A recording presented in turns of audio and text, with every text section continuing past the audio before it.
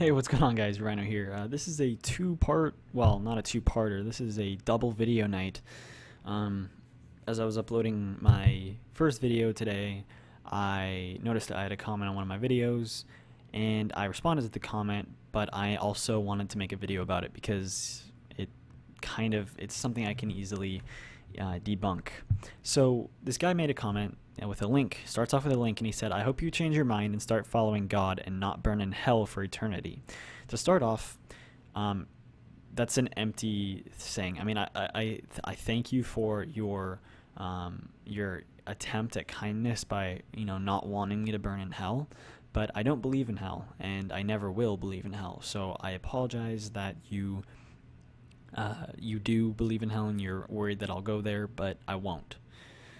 But the link is, what's it titled? Does God exist? Is there a God? And it's spot from like some it's a religious website. So you already know that it's not going to have good information because religious websites never have good information. They just don't. I mean, these arguments are pretty plain and simple arguments that could be debunked. And now there's a whole fuck ton of writing that I am not going to read because we'd be here for like 40 minutes.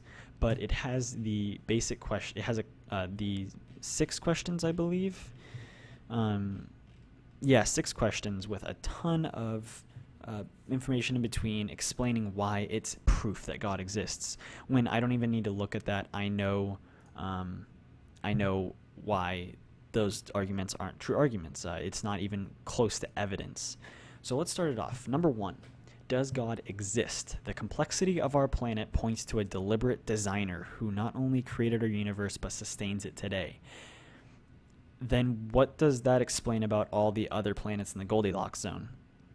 If you don't know what that means it's a planet that would be able to sustain life, our life, in terms of distance from the sun, water, oxygen, like all the things needed for it to be in the Goldilocks zone means if we were there right now, we would most likely survive, if not be able to survive like we are now.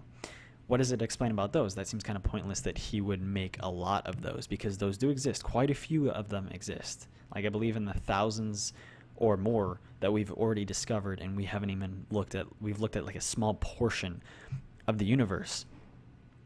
And so there's like the fact that we're here isn't really that much of a coincidence because there are a lot of other planets in the Goldilocks zone, and who knows, maybe there is life there. We don't know yet because we aren't far enough advanced to do exploration outside of our solar system yet. And I hope we will before too long. I'll probably be long dead by then, but it'd be cool to find new life. But no, the complexity of our planet does not point to a deliberate designer at all. Everything that happens can be explained by science already, or if it can't, it will be able to soon. The first point it makes is the Earth, its size is perfect. Well, I already explained that. The Earth is located at the right distance from the sun. Also explained that with the Goldilocks zone. Our moon is the perfect size and distance from the Earth for its gravitational pull. For that, that's a coincidence. I mean, I don't know the full story. I believe what happened was just an asteroid crashed into Earth a long time ago, and then it like the debris or the rock or whatever you call it formed our moon, which the fact that it's not the perfect size and distance from the Earth for its gravitational pull, it just happens to be that size and distance from the Earth. It would have like if it came from the Earth, like chunks of the rock came from the Earth, and when the asteroid hit, it shattered. I don't know if this is the true thing or not because I don't care. It's just a moon. It's no proof of anything.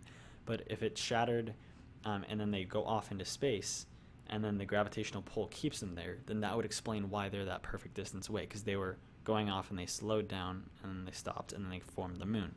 We know for a fact that the moon has not always been there. All right, let's just the rest of this is bullshit. It's everything we can already explain. Number 2, does God exist? The universe had a start. What caused it? The Big Bang. Boom. I just destroyed this whole paragraph right here. We already know how the universe started. Number 3, does God exist? The universe operates by uniform laws of nature. Why does it? Because that's what the universe created. The universe has these laws that it must follow. Like anything in the universe must follow these laws because that's how the universe works. This isn't proof of God at all, because we can explain why these laws exist, and we can explain how we found these laws.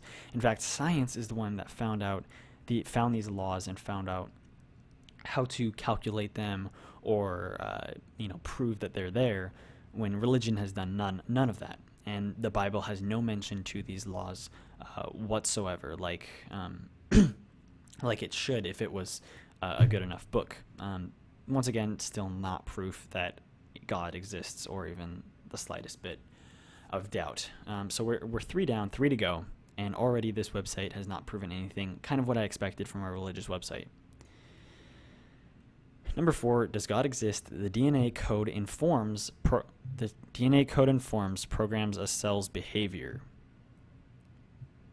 This isn't an argument. All of this has been proven by biology and evolution, why it is what it is. I mean, if you're talking about DNA code, that's more towards evolution. That we share so much DNA code with monkeys shows that we have a common ancestor and that we both evolved. And so I don't, I'm reading this and this isn't making an argument. This is a failed argument. It's more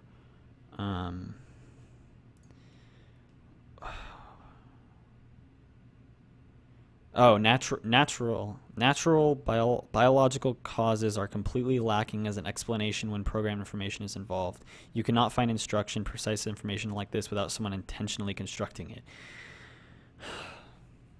Kind of similar to the last argument. There are things that happen because the universe made them that way, or they became that way through the laws of the universe. Same like this. It just became this way. Evolution evolved so that our DNA, is like this. It started out really simple with I don't know we don't know how it started, but I almost guarantee the DNA was really simple back then and not nearly as complex as it is now. But we have seen evolutionary changes in DNA, and it's no proof whatsoever for any sort of deity at all. This is probably a biggest fail argument that I've seen on here. Number 5, does God exist? We know God exists because he pursues us. He is constantly initiating and seeking for us to come to him. No. He's not. He's not at all. The only ones pursuing us are the Christians and, the people of their own faith who are trying to get us to find him. God has never come to me or spoken to me. I've never felt God. I've never heard God. And it's not because I have to open my heart up to him. It's because he doesn't exist. There is no evidence for him whatsoever. If God is really pursuing us and he is constantly initiating and seeking for us to come to him, he would provide some sort of proof. And he has never done that. This is also a failed argument. This is literally this. I am an open-minded atheist. If I find good evidence or proof that God exists, I will believe. I will. But this is not evidence at all. You're not appealing to the atheist crowd. This is not evidence. This is speculation. This is explaining. Most of these are like God of the gaps. We don't know something, or we think we don't, or Christians think we don't know something, and they want an explanation. So God, obviously. No, number 5 is not an argument whatsoever. Last one. Wait, did I skip it? Okay, yeah, number 6. Does God exist? Unlike any other revelation of God, Jesus Christ is the clearest, most specific picture of God revealing himself to us. If Jesus Christ actually existed, I believe it's factual that a man named Jesus once existed at some point, but that's not proof of anything because he was a mortal man. He died, and his bones and everything turned to dust when his body disintegrated. I'm not really sure how this is an argument. Because,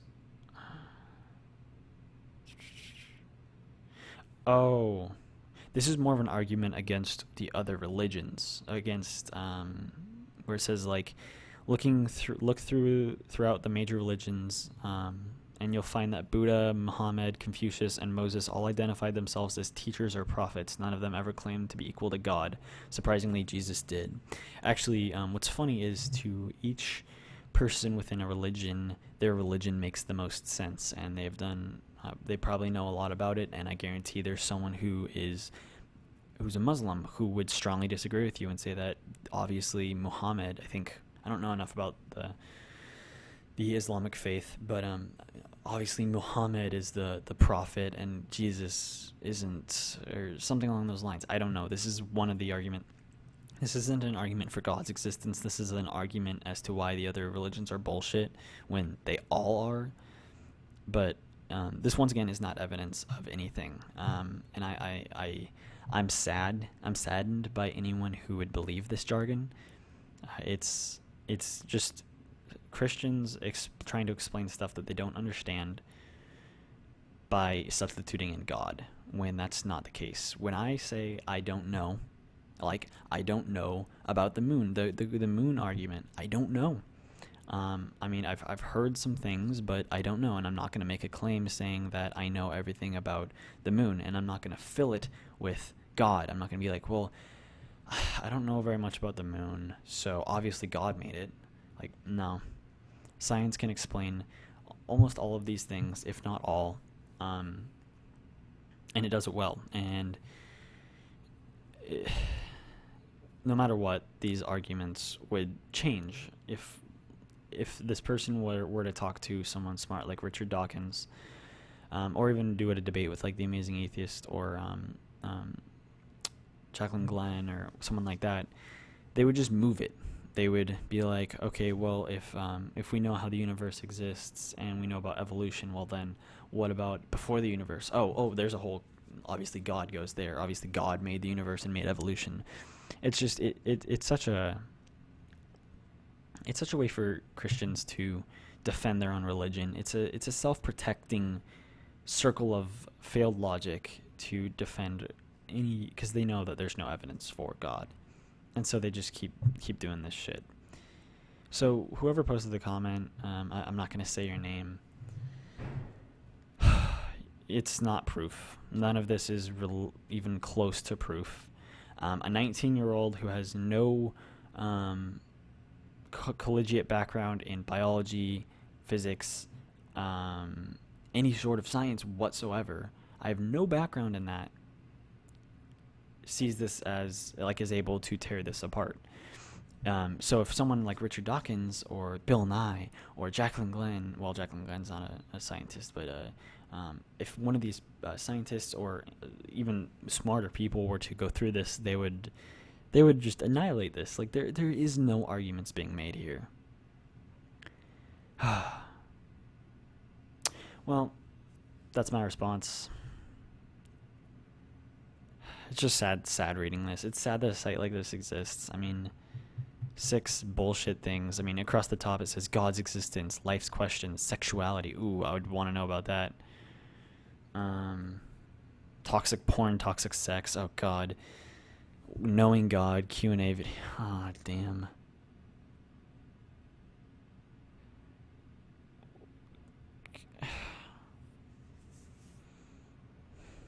Why is a site like this allowed to exist? It's just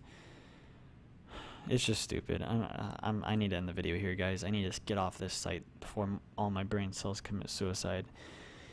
Thanks for watching. Make sure to comment, rate, and subscribe, and have a nice day.